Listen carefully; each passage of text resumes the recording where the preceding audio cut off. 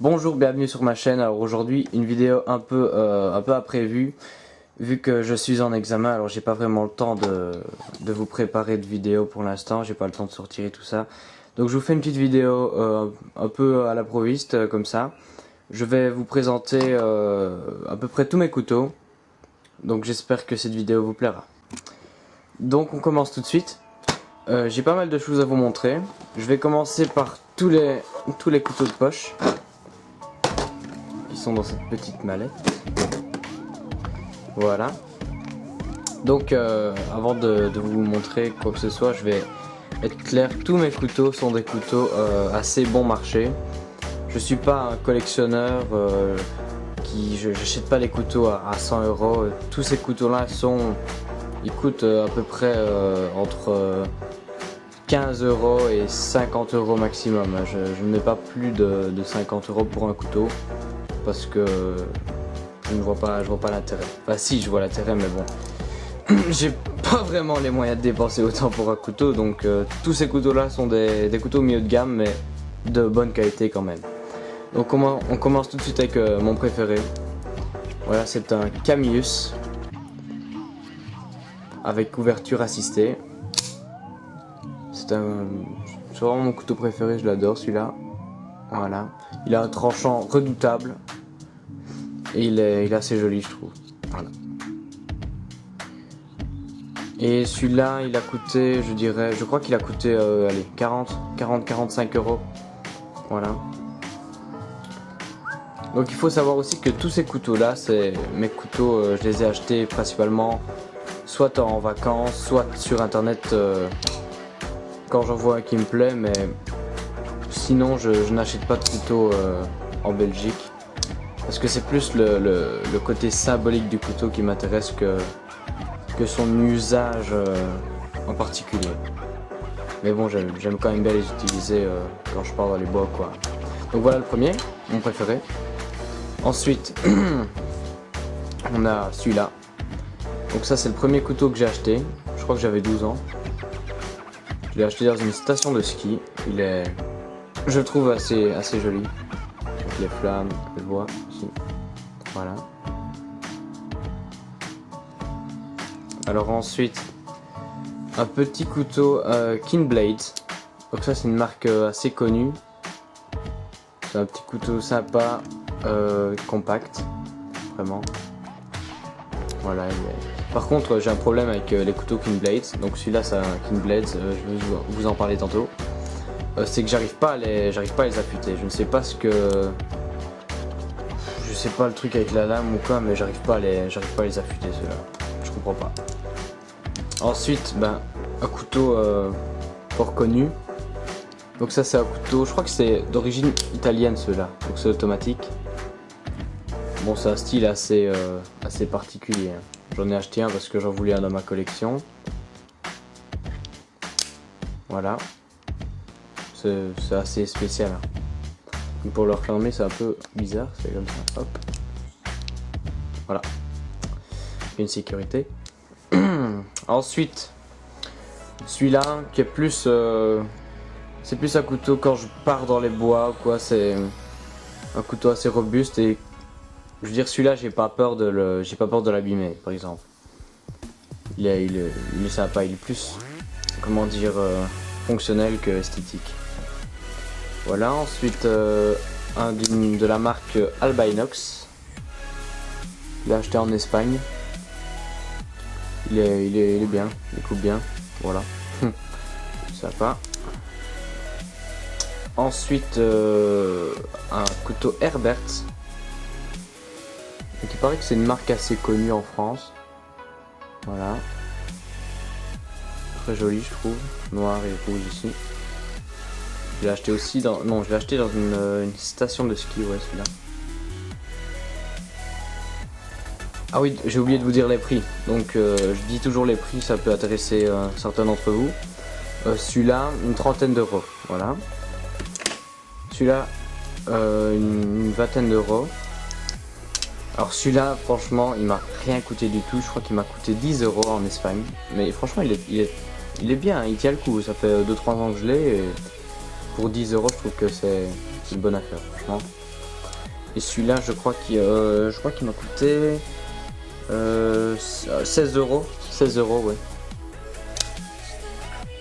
Pour 16 euros, franchement, pas besoin de mettre des sommes faramineuses pour avoir un couteau esthétique et assez fonctionnel. Franchement, pour 16 euros, vous voyez ce que vous pouvez avoir. Et ensuite, mes couteaux papillons. Je trouve que c'est un beau style de couteau, j'aime vraiment bien. Il y a plein de vidéos sur ce couteau-là, hein, dont Survivaliste France, je crois, il parle un peu de ce couteau-là. Je conseille d'aller voir sa vidéo. Il dit que c'est un couteau très sympa qui... En fait, c'est un couteau pliant mais qui a une lame fixe parce que du coup, avec le manche, ça le rend fixe.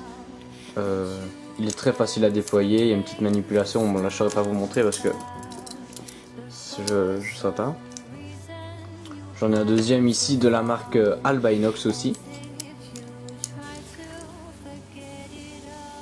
Voilà, donc comme celui-ci. Voilà, c'est sympathique et c'est beau à regarder. Donc ensuite, donc ça c'est fini pour mes couteaux pliants. Bon, un couteau, je vais dire l'indispensable dans toute collection, c'est évidemment l'Opinel, hein. Tous les Français qui regardent cette vidéo comprendront. Bon, j'aime vraiment bien ce couteau, je trouve que c'est pour le prix, pour le qualité-prix, niveau qualité-prix, c'est vraiment presque abattable. Mais bon, ça se limite, c'est limité dans ses fonctions, mais c'est quand même un couteau assez intéressant. Je crois que c'est 9 euros. 9 euros celui-là. C'est le numéro... Il est marqué, non? Je ne sais pas, je sais pas quel numéro c'est. Donc voilà. Il y a toutes les couleurs que vous voulez, ça, vous savez. Alors ensuite, un autre Opinel que j'aime encore mieux parce que c'est un... Ah bah c'est le numéro 8. Ah ça c'est le numéro 7, voilà. Il est marqué ici. Donc ça c'est le numéro 8. Je l'aime vraiment bien parce que le manche est en silicone. Déjà, alors quand votre couteau est mouillé, et ben avec ça, votre couteau il est foutu. Quand il est mouillé, le bois gonfle en fait et vous ne savez plus le refermer ou l'ouvrir. Donc ça c'est un gros défaut de l'Opinel pour moi. Mais par contre celui-là est beaucoup mieux je trouve. Parce que donc le manche en silicone là, il y a même un sifflet qui va très très fort. Ici il y a la lame édentée. En fait c'est un couteau qui a été créé je crois pour les marins. Parce que apparemment avec ça vous savez dégoupiller des trucs sur un bateau. Je ne sais pas vous expliquer, je ne connais pas. Mais voilà. J'aime bien ce couteau. Ensuite alors un autre indispensable, c'est le Laguiole évidemment. Laguiole ou Laïole, je ne sais pas comment vous dites. Peut-être me dire dans les commentaires. Je sais pas si on dit Laguiole avec un G ou si on prononce Laïole. J'ai déjà entendu les deux, donc si vous savez, vous pouvez me le dire. Donc voilà, c'est tout simple, hein. Voilà. Laguiole, l'éclair, voilà. Pas très cher hein, celui-là. Ah j'ai oublié de dire les prix encore, merde. Les couteaux papillons c'était une quinzaine d'euros. Ça ben, je vous ai dit c'est 9 euros et ça c'est une vingtaine d'euros. Voilà. Donc celui-là m'a coûté 25 euros. Le Laguiole ou Laïole, je sais pas. Donc c'est pas les hauts de gamme à ceux-là. Hein. Il y a des Laguiole. Je vais dire Laguiole, ça va. Il y a des Laguiole qui coûtent très très cher mais qui sont très très bien finis. Encore un autre. Celui-là je l'aime beaucoup. C'est plus un couteau de collection ça. C'est un couteau commémoratif envers le Concorde. On voit bien la forme. On connaît bien la forme de l'avion. Avec toutes des gravures sur la lame, je trouve ça très très joli. Et le manche, je ne sais pas quelle matière c'est, mais c'est très très joli et très agréable. Donc voilà, à refermer avec précaution. Ensuite, mon poignard, enfin mon couteau de survie. Donc vous le connaissez sûrement. Le couteau de Bear Grylls de chez Gerber. Voilà, il y a beaucoup de vidéos sur ce couteau. il est très fonctionnel, très agréable, une très belle lame,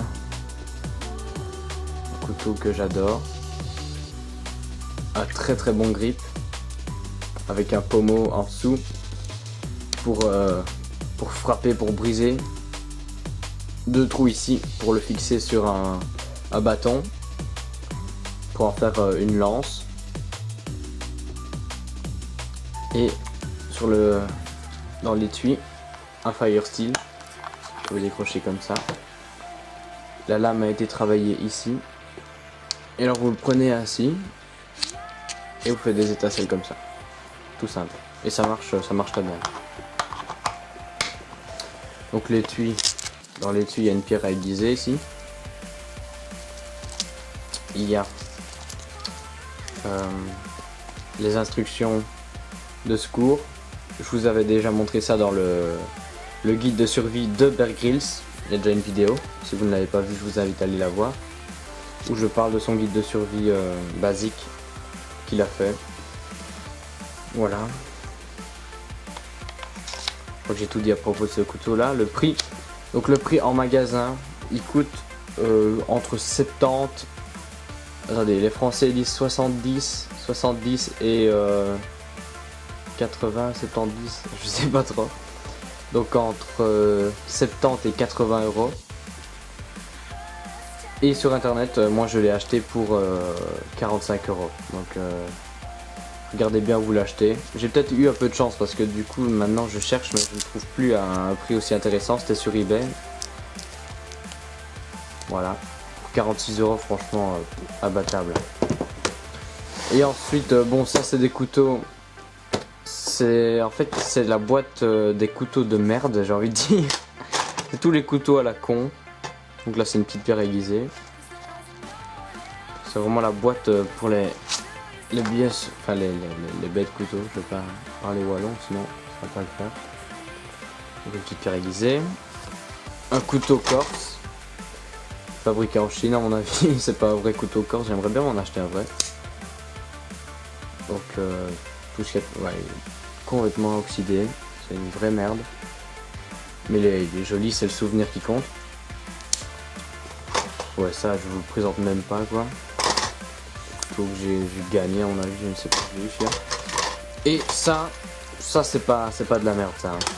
Ça donc les couteaux suisses. Donc voilà, l'indispensable j'ai envie de dire. Dans toute collection, c'est le couteau suisse. Voilà. Ah oui, le dernier. Donc le Card Sharp que je vous ai présenté aussi. Si vous n'avez pas vu ma vidéo, je vous invite à aller le voir. Donc c'est un couteau comme une carte de crédit. J'en parle un peu plus dans la vidéo. Je vous invite à aller regarder la description complète. Et voilà. Bon bah je crois que je vous ai présenté à peu près tout. J'espère que cette vidéo vous aura plu. N'hésitez pas à vous abonner, à laisser un commentaire, à me poser des questions. Je suis ouvert à tout, il n'y a pas de souci. Et voilà, à la prochaine. Allez, salut à tous.